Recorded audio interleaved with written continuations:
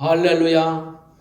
오늘도 예배 나오신 믿음의 성도님들 주님의 이름으로 환영하고 축복합니다.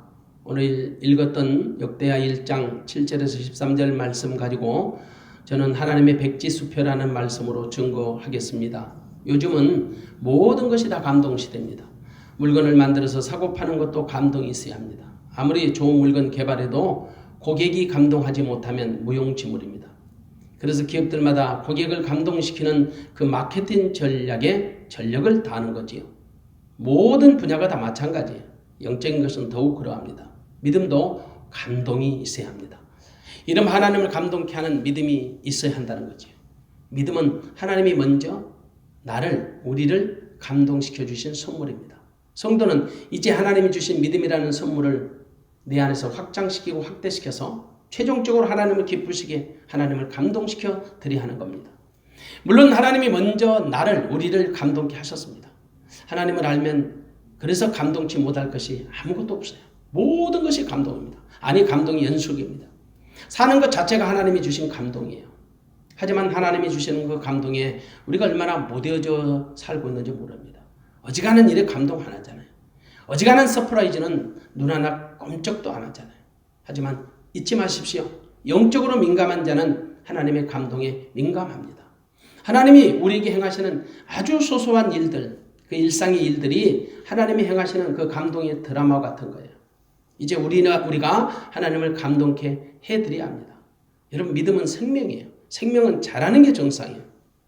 하나님이 먼저 우리에게 믿음의 선물을 주셨지만 이제 하나님이 주신 그 믿음의 선물을 가지고 우리가 하나님을 기쁘시게 감동시켜 드려야 합니다. 하나님 우리의 작은 믿음에도 크게 감동하십니다. 작은 행동 하나에도 무척이나 기뻐하시고 감동하십니다.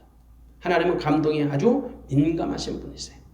우리는 웬만한 것에 감동하지 않지만 하나님 우리의 작은 믿음, 그 볼품없는 언행 하나에도 무척이나 감동하십니다. 그렇다면 우리는 하나님을 감동시킨 적이 과연 얼마나 될까? 먼저 하나님을 감동시킨 그 성경의 인물들부터 알아보려고 합니다. 성경에 나타난 모든 인물들이 동일한 것을 가지고 하나님을 감동시킨 것은 아닙니다. 최종적으로는 믿음이라는 공통점을 가지고 있었지만요. 각 사람에게 주어진 어떤 성품이나 기질이나 은사들을 가지고 하나님을 감동시켰던 거예요. 다시 말해서 각 사람에게 하나님을 감동시킬 만한 고유한 특징들을 가지고 있었다는 거죠. 이것은 결국 우리에게 하나님은 다양한 것을 가지고 충분히 감동하신다는 것을 가르쳐 주는 겁니다. 예를 들어 보겠습니다. 아브라함은 믿음을 통해서 하나님을 감동시켰습니다. 이삭은 순종을 통해서 하나님을 감동시켰습니다. 야곱은 열정을 통해서 하나님을 감동시켰고 요셉은 정직과 그 진실을 통해서 하나님을 감동케 했습니다. 에스더는 죽으면 죽으리라는 신앙을 통해서 하나님을 감동시켰습니다. 다니엘과 그것의 친구 죽음의 사지에서도 오직 하나님만 적극적으로 신뢰하는 믿음으로 하나님을 감동시켰죠. 그리고 욥은 고난을 통해서도 하나님을 감동케 했습니다. 다윗은 일편단심 하나님을 신뢰하는 믿음으로, 또한 사도 바울은 사나 죽으나 십자가 예수만 전함으로 하나님을 감동시켰습니다. 모두가 다 하나님을 감동시킨 믿음의 거장들입니다. 그리고 그들은 각자에게 하나님을 감동시킬 만한 고유한 불인들을 가지고 있었습니다. 그들은 아주 다양한 방법으로 하나님을 감동시켰습니다. 어떤 사람은 실패를 통해서도 그래서 하나님을 감동시킵니다. 어떤 사람은 고난 속에서도 하나님을 감동케 합니다. 어떤 이는 가난을 통해서 하나님을 감동케 합니다. 결국 성경은요, 하나님을 감동시킨 사람들과 사단을 감동케 하는 사람들의 두 이야기입니다. 당연히 믿음 있는 사람들은 하나님을 감동시켜드리고 믿음이 없는 사람들은 사단을 감동시키겠죠. 누군가 하나님을 감동시키면요, 하나님만 감동하시는 게 아니에요. 사람도 감동합니다. 세상도 감동합니다. 그런데 반대로 사단은 흥분하고 충동합니다. 문제는 우리가 하나님을 감동시키는 것이 그렇게 어려운 일이 아니라는 사실이에요. 어찌 보면 아주 간단하고 아주 단순하고 쉬운 일입니다. 하나님을 감동시키는 사람들에게는 공통적인 것이 하나 있어요. 그게 뭘까? 믿음이에요. 그들에게 하나님을 감동시키는 그 어떤 것이라도 결국은 믿음으로 최종적으로 연결이 됩니다. 말 하나, 믿음의 언어여야 합니다. 작은 행동 하나 믿음의 행실이 합니다. 구제하는 일 믿음으로 해야 합니다. 선행하는 일 믿음으로 해야 합니다. 모든 것이 결국은 믿음과 연결이 되어야 합니다. 믿음으로 행하지 않는 것은 다 죄가 되기 때문에요. 결국 하나님은 믿음으로 행하는 모든 일에 감동하신다는 말입니다. 가이사랴 빌립보에서 주는 그리스도시요 살아계신 하나님의 아들이라고 고백하던 그 베드로의 말 한마디에 주님은 격한 반응을 보이십니다. 아주 큰 감동을 하신 거죠. 가버나움 백부장 주님께 나와서 자기 주인의 중풍병을 고쳐달라고 요청합니다. 주님의 신방을 감당치 못하겠다는 이 백부장의 말 한마디에 이스라엘 중에 이만한 믿음을 보신 적이 없다고 감동하십니다. 여러분, 귀신 들린 자기 딸을 고쳐달라고 하소연하던 그 가나안 여인에게 혹독한 은사를 퍼붓었는데도 불구하고 끝까지 포기하지 않는 그 여인의 믿음이 크다고 주님이 감동하십니다. 과부가 두렵던 헌금을 칭찬하시던 주님, 옥합을 깨뜨리는 여인의 믿음을 칭찬하신 주님의 그 감동하심을 우리는 결코 잊을 수가 없습니다. 오늘 읽었던 본문 솔로몬을 통해서 감동하시는 하나님의 이야기입니다. 역대상 마지막 29장과 역대하 읽었던 오늘 본문 말씀은 연결이 됩니다. 솔로몬의 왕위 계승 사건을 언급하는 스토리입니다. 솔로몬이 왕이 됐습니다. 그리고 왕위가 견고해집니다. 그리고 침이 창대케 되어집니다. 그때 온 이스라엘의 재판관과 방백들과 족장들과 회중들과 함께 하나님의 회막으로 솔로몬은 가서 노단에서 1천 희생으로 번제를 드렸습니다. 그러자 하나님이 그 밤에 급하게 나타나신 겁니다. 그리고 평생 들어보지 못할 질문하십니다. 7절 보겠습니다. 이 밤에 하나님이 솔로몬에게 나타나사 이르시되 내가 내게 무엇을 줄고 너는 구하라. 이 밤에 하나님이 솔로몬에게 나타나사 이르시되 내가 내게 무엇을 줄고 내가 너에게 무엇을 줄까? 너는 구하라.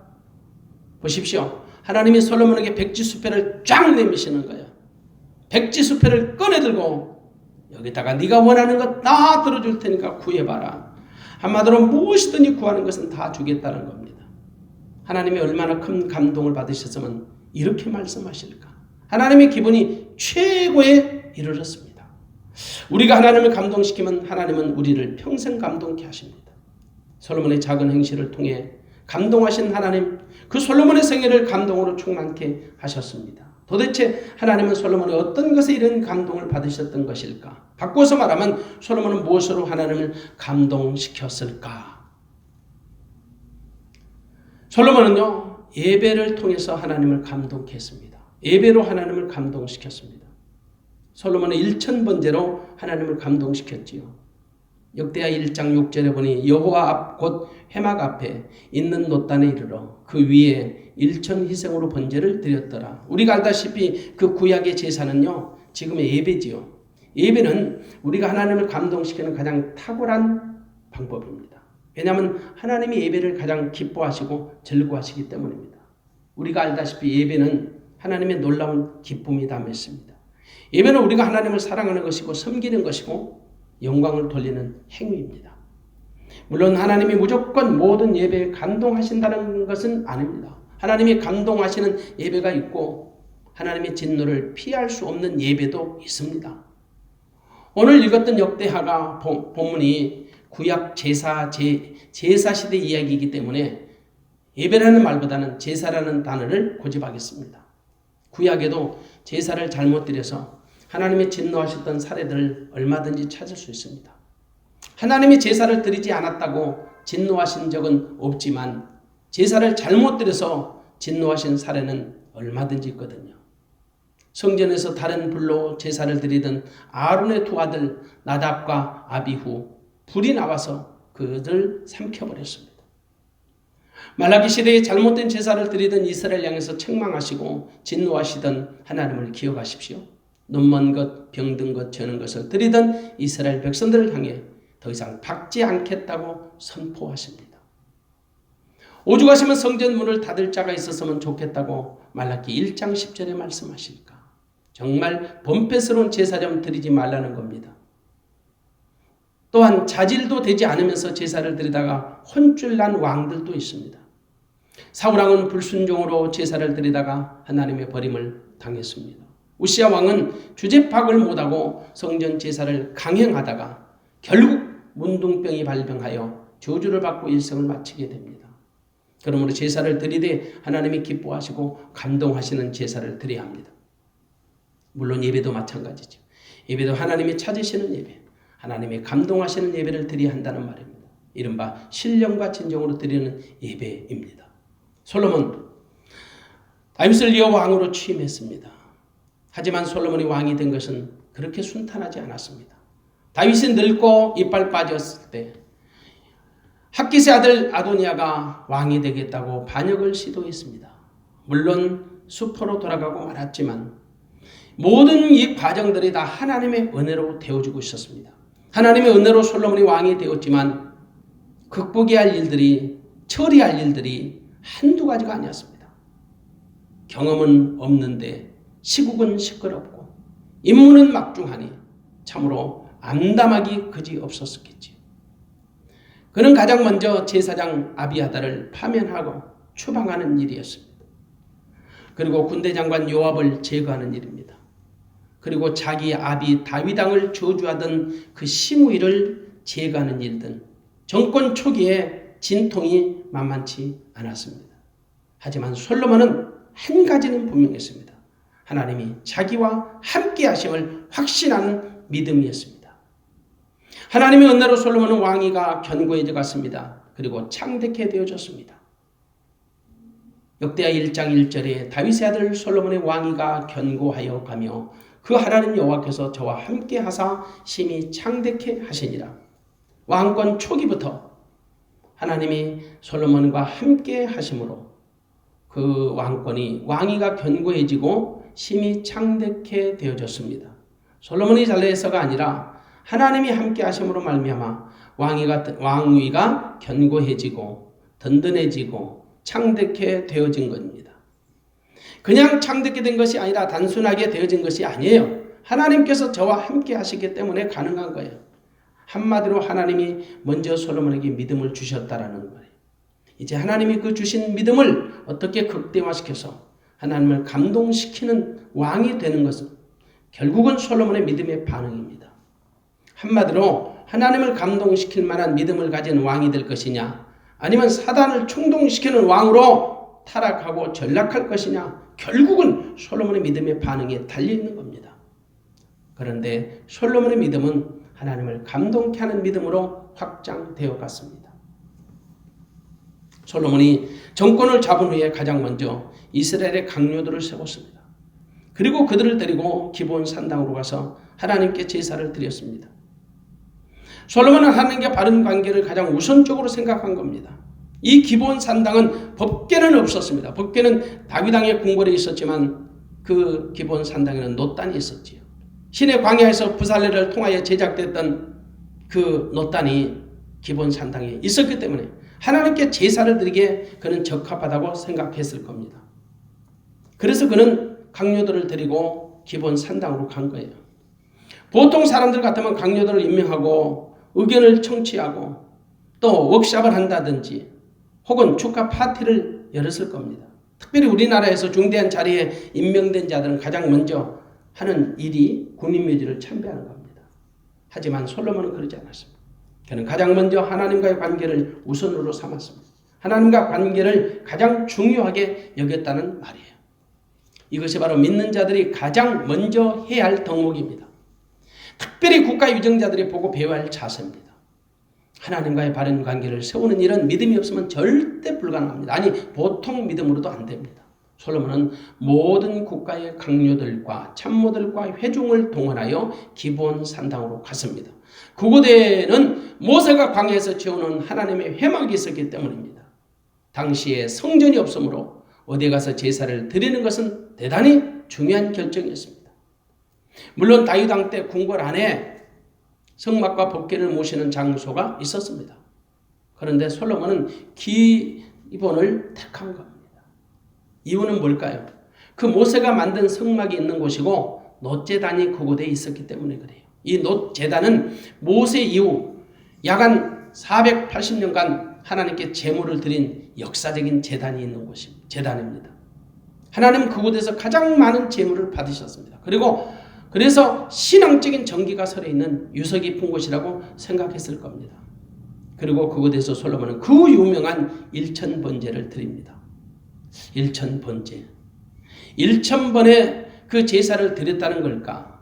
혹은 1000마리의 제물을 드렸다는 걸까?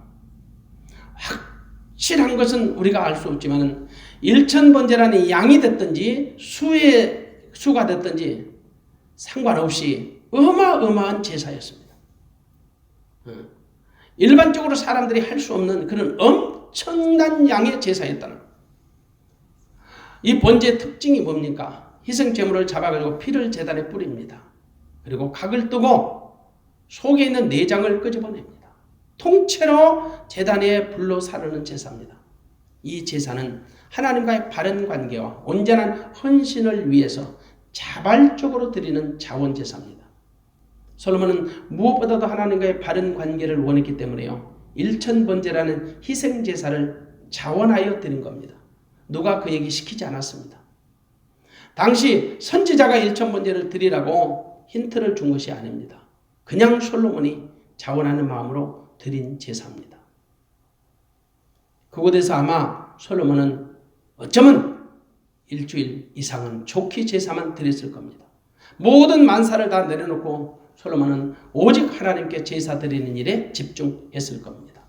한마디로 흥망성쇠는 하나님의 손에 달려있음을 누구보다 잘 아는 솔로몬은 오직 하나님께 드리는 제사에 집중했던 겁니다. 어쩌면 급한 마음에 약식으로 간단하게 제사를 드릴 수도 있습니다. 우리 가끔씩 잘 사용하는 말, 예배 간단히 드리겠습니다. 그리고 식사하겠습니다.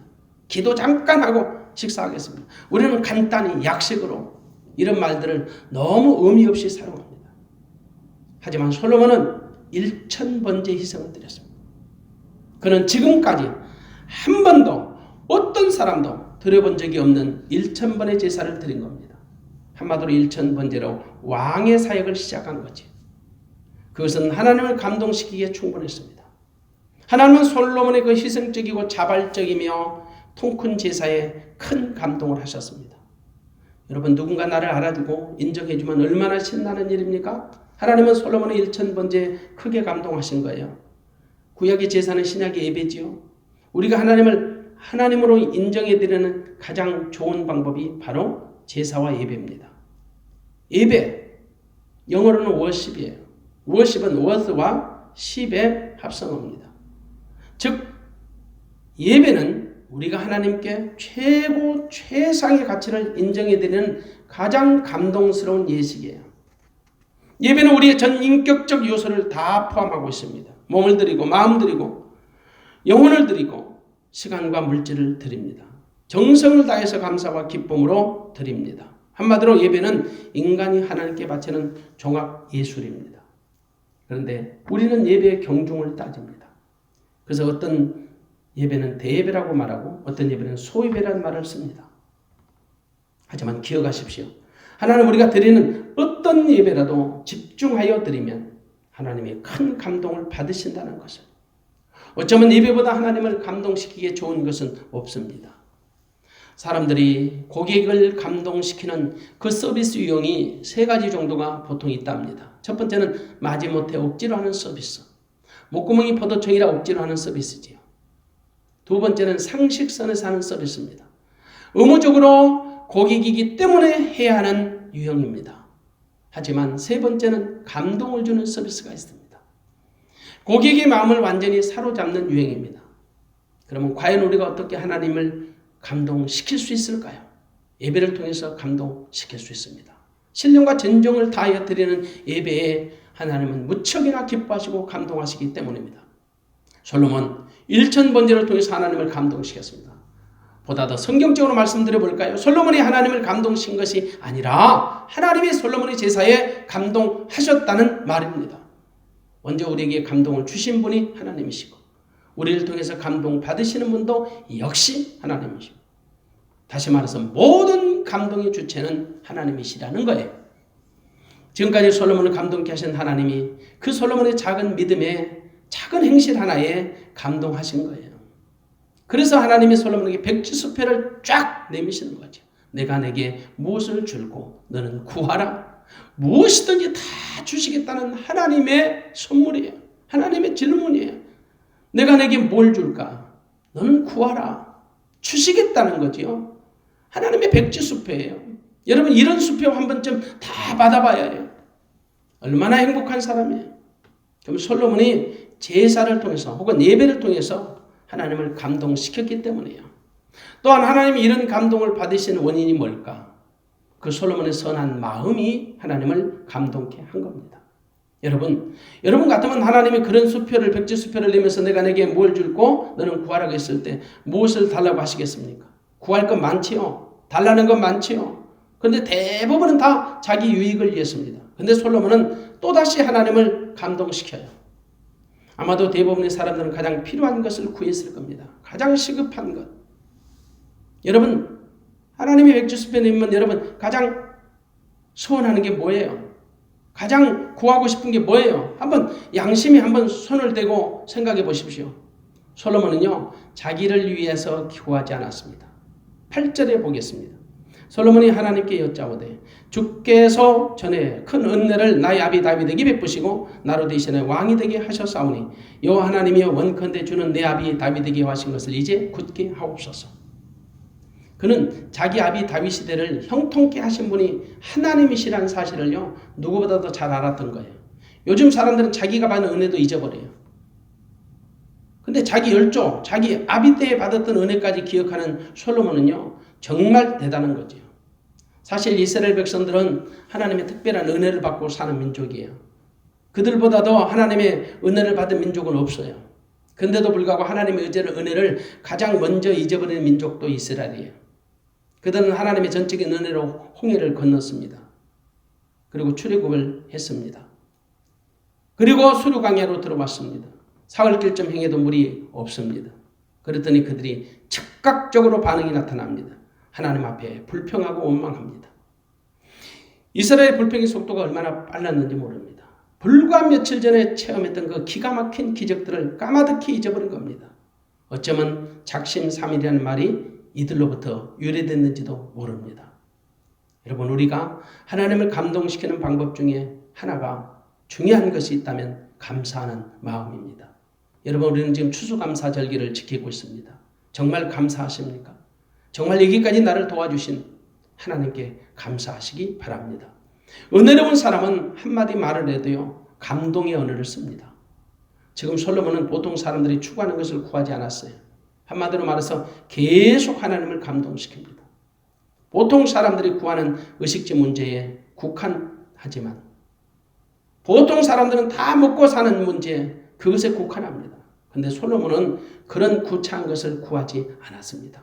솔로몬은 자기가 어떻게 왕이 되었는지를 누구보다도 잘 알았던 거예요. 그래서 그는 자기가 잘나서 왕이 된 것이 아니라 하나님의 전적인 은혜로 왕이 되었다고 분명히 밝히고 있습니다. 8절에 보니까 하나님이 나로 대신하여 왕이 되게 하셨다. 나로 대신하여 다윗을 대신하여 왕이 되게 하셨다. 자기가 왕이 된 게 아니라 왕이 되게 하셨다라는 능동적으로 왕이 된 게 아니라 하나님의 은혜로 말미암아 수동적으로 왕이 되었다라는 말이에요.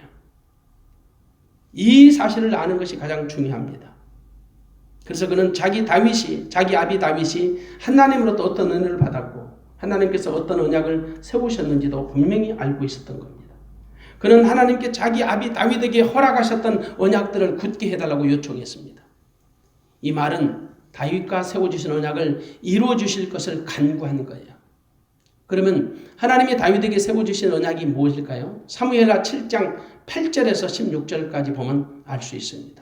다윗에게 허락하신 하나님의 언약, 그 언약의 세 가지 특징이 나오지요. 사무엘하 7장 9절에 보면요.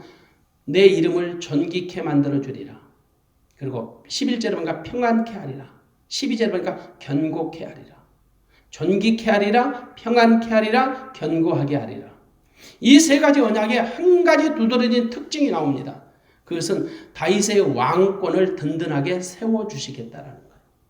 그 왕권의 견고함, 왕권의 평안함, 왕권의 존귀함입니다. 왜냐하면 무엇보다도 다윗의 뿌리에서 메시아 예수 그리스도가 나시하기 때문입니다. 그러기 위해서는 무엇보다도 다윗의 그 왕정의 정통성과 연속성이 유지되어야 하는 거예요. 만왕의 왕이신 예수 그리스도께서 육신적으로는 다윗의 뿌리에서 나시하기 때문에 솔로몬은 다윗의 왕정이 법적으로 정통성 문제에 흔들림이 없어야 하는 것을 누구보다도 잘 알기 때문입니다. 또한 이 정통성의 문제와 함께 연속성이 있어야 함을 알았기 때문이에요. 때문에 솔로몬은 오직 자기 아비 다윗에게 허락하신 하나님의 언약의 신실함이 그 자기를 통해 이루어지고 유지되는 것을 최고의 관심사로 여겼던 거예요. 그래서 하나님께 우선적으로 그것을 구했습니다. 다윗에게 허락하신 언약을 굳게 해달라는, 다윗에게 허하신 것을 이제 굳게 하옵소서, 그 말씀이에요. 그러니 하나님 보시기에 얼마나 감동스러운 것이에요. 아니 자기에게 주어진 것 아니라 아비 때에 언약하셨던 것을 자기를 통하여 흘러가게 해달라는 거예요. 언약의 신실함을 믿는 거예요. 언약의 분명한 약속을 믿는 거예요. 언약을 중시하는 겁니다. 솔로몬은 보통 왕들과는 달랐어요. 그는 왕권 초기부터 자기 영달이나 자기 유익을 구하지 않았습니다. 오직 하나님의 영광을 간구했지요. 그것은 바로 삶의 우선순위가 분명했던 겁니다. 그는 삶의 우선순위를 가지고 하나님께 영광을 돌렸어요. 하나님을 감동시킨 거예요. 솔로몬을 통해서 하나님이 감동하시는 것은 솔로몬이 삶의 우선순위를 확정했어요. 솔로몬의 우선순위가 뭘까? 하나님의 나라와 하나님의 의입니다. 마치 주님이 우리에게 부탁하시는 우선순위예요. 먼저 그의 나라와 그의 의를 구하라. 그리하면 모든 것을 더하여 주시리라. 마태복음 6장 33절이죠. 그는 무엇보다도 자기 아비 다윗을 통해 언약된 메시아의 왕국이 든든히 세워지기 위해서는 통치자로서의 지혜와 지식이 필요하다는 사실을 알았던 거예요. 그래서 10절에 보십시오. 주는 이제 내게 지혜와 지식을 주사 이 백성 앞에서 출입하게 하옵소서. 이렇게 많은 주의 백성을 누가 능히 재판하리까? 얼마나 멋진 고백이에요. 자신의 유익을 위한 고백이 아니고 오직 자기에게 맡겨주신 백성들을 잘 재판할 수 있게 지혜와 지식을 달라는 겁니다. 그런데 이 백성들이 자기 백성이 아니라 주의 백성이래요. 솔로몬은 자기 백성으로 여기지 않았습니다. 오직 하나님의 백성, 하나님이 맡겨주신 백성인 것을 분명히 알았고 그 하나님이 맡겨주신 믿음의 백성들을 어떻게 잘 치리할 수 있을까, 재판할 수 있을까. 그래서 종은 어린 아이오니 하나님 지혜와 지식을 달라고 요구했던 겁니다. 그것만이 다윗을 통해서 세워진 자신의 왕정이 든든히 세워지는 초석이 될 수 있다는 사실을 누구보다도 잘 알기 때문에 그래요. 10절로 보건대 자신의 연약함, 무지함, 무능함이 다 들어있는 거예요. 그래서 지혜와 지식의 근본이신 하나님을 구하는 거예요. 모든 지혜와 지식은 하나님께 속한 거예요. 지식의 근본, 지혜의 근본은 여호와이세요. 하나님이 주시는 하늘의 그 높은 지혜와 지식으로 백성들을 치자면 백성들은 평안할 것이고 안락할 것이며 안전할 것입니다. 행복할 것입니다. 하나님의 영광을 받으시고 기뻐하실 겁니다. 하지만 세상이 주는 지혜와 지식으로 백성들을 통치하면 고통만 따를 뿐입니다. 그러므로 솔로몬은 지혜와 지식을 달라고 하는 솔로몬의 고백은 하나님이 맡겨주신 믿음의 백성들을 잘 치리하겠다는 거예요. 하나님이 주신 그 모든 사명을 믿음으로 잘 감당하게 지혜와 지식을 달라고 고백한 거예요. 그러므로 솔로몬의 지혜와 지식, 모든 세대를 아우르는 고유한 브랜드가 됐잖아요. 트렌드가 되잖아요. 리더십의 근본이 되잖아요. 불신자들도 솔로몬의 지혜, 솔로몬의 지식은 다 이야기하잖아요. 여러분, 우리 보기에도 이렇게 감동스러운데 하나님은 얼마나 감동하셨을까? 솔로몬이 구한 지혜와 지식은 다시 한번 하나님을 감동시키기에 충분했던 겁니다. 솔로몬의 그런 마음을 누구보다 기쁘게 받으신 하나님은 그를 적극적으로 칭찬해 주십니다. 그리고 구하지 아니한 모든 것까지 더하여 주십니다. 한번 12절을 보겠습니다. 11절과 12절. 하나님이 솔로몬에게 이르시되 이런 마음이 내게 있어서 부나 제물이나 존영이나 원수의 생명 멸하기를 구하지 아니하며 장수도 구하지 아니하고 오직 내가 너로 치리하게 한 내 백성을 재판하기 위하여 지혜와 지식을 구하였으니 그러므로 내가 내게 지혜와 지식을 주고 부유와 재물과 존영도 주리니 너의 전의 왕들이 이 같음이 없었거니와 너의 후에도 이 같음이 없으리라. 하나님은 다윗에게 크게 감동하셔서 솔로몬에게 크게 감동하셔서 솔로몬이 구하지 아니하는 것, 솔로몬이 구치 아니한 것까지 하나님이 주신다는 거예요. 네가 부나 재물이나 존영이나 원수 멸하기를 구하지 아니하며 장수도 구하지 아니하고 오직 내가 너로 치리하게 한 내 백성들을 재판하기 위하여 지혜와 지식을 구하였으니 그러므로 내가 내게 지혜와 지식을 주고 부위와 재물과 존영도 주리니 너의 전의 왕들이 이 같음이 없었고 너의 후에도 이 같음이 없으리라. 여러분 솔로몬 하면 생각나는 건 뭘까요? 부귀영화 장수 아니에요? 이런 복을 솔로몬에게 하나님이 듬뿍 안겨주신 거예요. 얼마나 큰 감동하셨으면 그럴까요? 이게 솔로몬의 지혜입니다. 솔로몬의 지혜예요. 그래서 여러분 지혜로운 사람은 삶의 우선순위를 알아요. 아니 일의 우선순위를 알아요. 그 지혜로운 사람은 어떤 일이 중요한 것인지를 분명히 아는 사람이에요. 일에는 급한 일이 있고 중요한 일이 있습니다. 이런 일을 구분하는 것이 우선순위예요. 그런데 미련한 사람들은 일의 우선순위를 잘 몰라요. 그냥 되는 대로 살아요. 눈에 보이는 것대로 살아요.